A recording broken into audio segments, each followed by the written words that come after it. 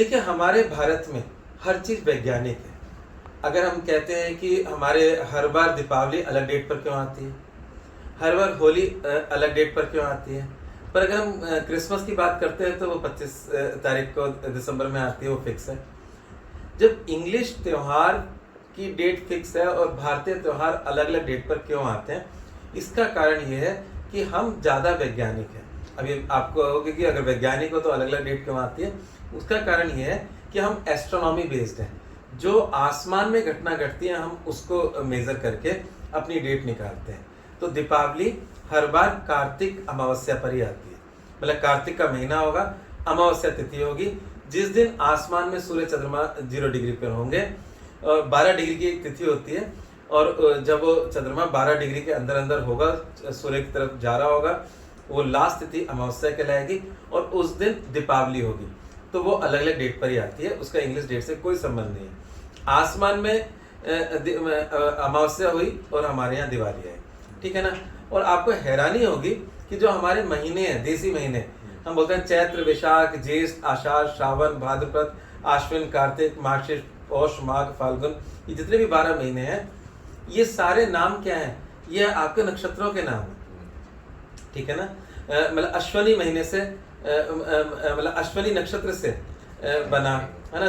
चित्रा नक्षत्र से चैत्र का महीना बना, विशाखा नक्षत्र से वैशाख का महीना बना।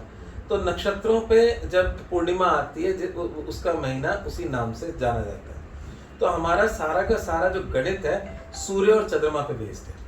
अब बात करते हैं, जैसा कि प्रभाकर ने पूछा कि दिवाली का तरीका क्या होता है, दिवाली का मुहूर्त निकालने का तरीका क्या होता है। तो मैं ये बता रहा था कि हर त्योहार का तरीका अलग होता है, हर त्योहार के नाम में उसका तरीका छुपा होता है।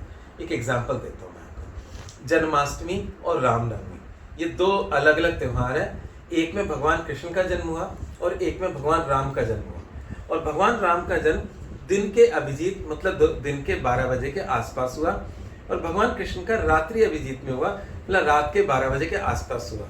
अब मैंने कहा कि त्योहार के नाम में ही सब कुछ विदित है। जन्माष्टमी मतलब जन्म के साथ अष्टमी जुड़ रहा है। भगवान कृष्ण का जन्म अष्टमी तिथि पे हुआ, कृष्ण पक्ष की अष्टमी थी, और वो रात्रि में, जब रात्रि में अष्टमी मिलेगी तो हम भगवान कृष्ण का जन्म मनाएंगे उस दिन।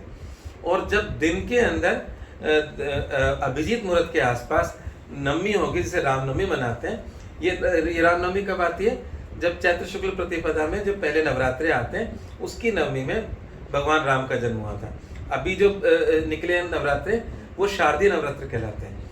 इसमें माँ दुर्गा का महत्व है। हालांकि भगवान राम का महत्व यह है कि दशहरे पे भगवान राम ने 10वें दिन में रावण का संहार किया था। तो इन सब का तिथियों का महत्व है, उससे हमारा सारा कुछ बनता है। अब बात करते हैं कि हमारे यहाँ का इतना विशालता क्यों लिया, इतना साइंटिफिक क्यों है। हमारे यहाँ पर 5 चीज़ें आती है पंचांग में, जो मैं पंचांग में डिटेल में पढ़ाऊंगा। उन पंचांग का मतलब 5 अंग से बना है पंचांग। वो 5 अंग क्या है? तिथि, वार, नक्षत्र, योग और करण। ये पांचों के सहयोग से बहुत चमत्कार होते हैं। देखिए, अमावस्या हर महीने आती है, सबको पता है, परंतु जिस अमावस्या के साथ सोमवार आ जाए, मतलब वार सोमवार हो और अमावस्या हो, उसका एक महत्व अलग हो जाता है। उसको बोलते हैं सोमवती अमावस्या। लोग उसे दान, पुण्य, स्नान सब करते हैं। तो अमावस्या, बाकी अमावस्या को इतना महत्व नहीं है जितना सोमवार की अमावस्या का महत्व है, क्योंकि उसमें जो 5 अंगों में से एक अंग है वार और एक अंग है तिथि। दोनों का कॉम्बिनेशन स्पेशल काम कर जाता है। अब आपको मैं इधर बताता हूँ, 27 के 27 नक्षत्र रोज बदलते हैं, तो एक एक दिन में बदलते हैं। तो जब पुष्य नक्षत्र जो महीने में एक बार आता है, बदलने का मतलब है कि चंद्रमा इन नक्षत्रों पर होता है। तो जब पुष्य नक्षत्र पे चंद्रमा होता है तो पुष्य नक्षत्र हो गया। तो हर महीने में एक बार पुष्य नक्षत्र आएगा, पर उस पुष्य नक्षत्र के दिन अगर बृहस्पति हो तो गुरु पुष्य हो जाता है, उसका महत्व अनंत हो जाता है। अगर संडे हो वो रवि पुष्य होता है, उसका महत्व अनंत हो जाता है। उस समय पूजा पाठ, गोल्ड खरीदना, ये सारे शुभ माने जाते हैं। जड़ी बूटियों का कार्य, इस तरह के बहुत सारे काम हैं जो उस दिन शुभ माने जाते हैं और उसमें सफलता भी मिलती है। तो इसका मतलब यह है कि यहाँ पे नक्षत्र और वार का कॉम्बिनेशन था, सोमवती अमावस्या में तिथि और वार का कॉम्बिनेशन था। अब 2 पॉइंट और बचे, योग और करण। ये मैं आपको पंचांग में पूरी तरह से पढ़ाऊंगा।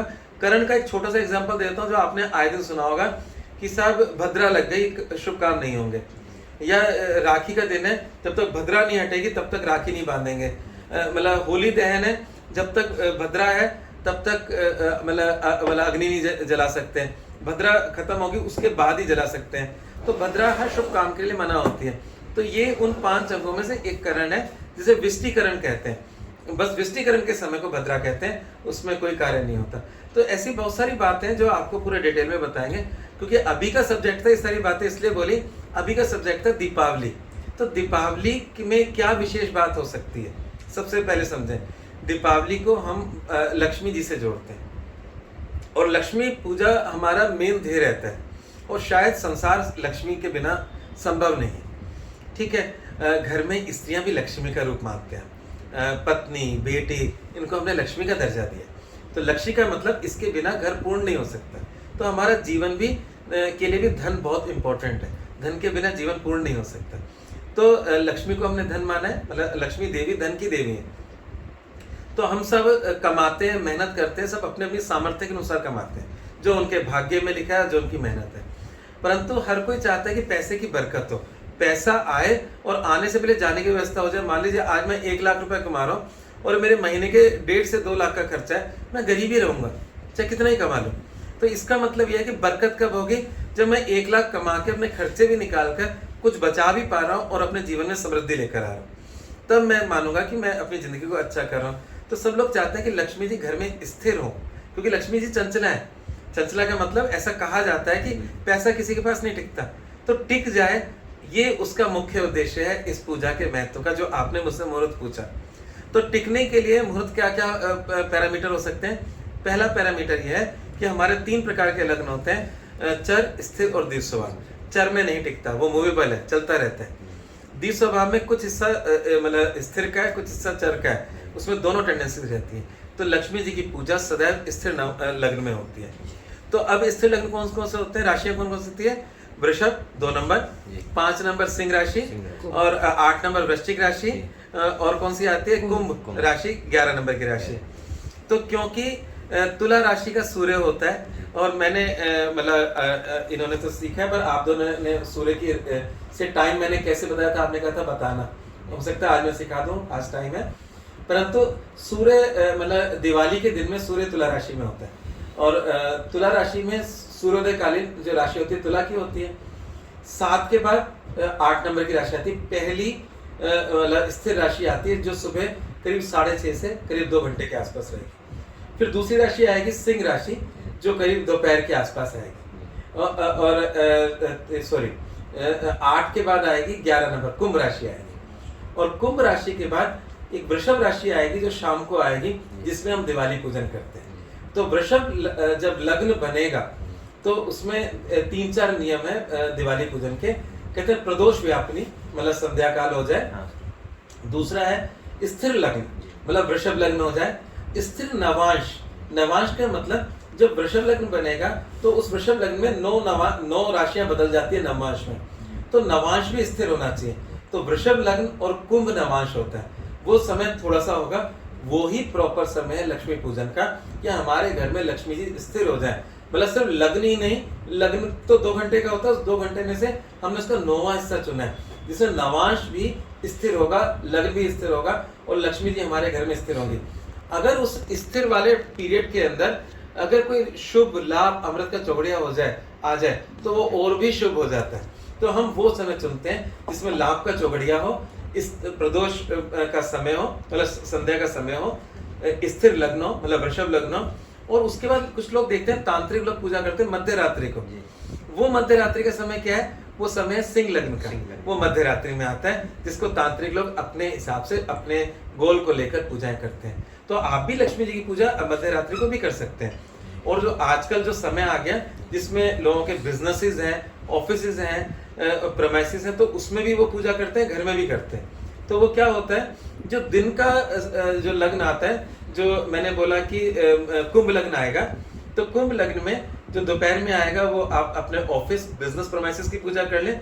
शाम को अपने इसमें वृषभ लग्न के अंदर पूरे परिवार के साथ फैमिली के साथ अपने घर में माँ लक्ष्मी जी की पूजा करें। निश्चित रूप से माँ लक्ष्मी जी आपके घर में स्थिर होंगी। ये है इसके मतलब इसके मुहूर्त का राज कि स्थिर लग्न होना चाहिए, लाभ का चौगड़िया होना चाहिए, या लाभ अमृत का भी हो सकता है, शुभ का भी हो सकता है, अच्छा चौगड़िया होना चाहिए। नहीं मिलता तो कम से कम स्थिर लग्न और स्थिर नवांश जरूर होना चाहिए। यही इसकी विधि है इसका मुहूर्त निकालने की। तो इस साल क्या मुहूर्त होगा, पंचांग में सब कुछ निकला हुआ है, जितनी गणित मैंने बताई है उसमें रेडीमेड तरीके से निकला हुआ है। हर शहर का सनराइज सनसेट अलग होता है, इस हिसाब से लग्न का समय भी थोड़ा सा बदल जाता है, तो शहरों के अनुसार थोड़ा बहुत टाइम में अंतर आ सकता है। ठीक है।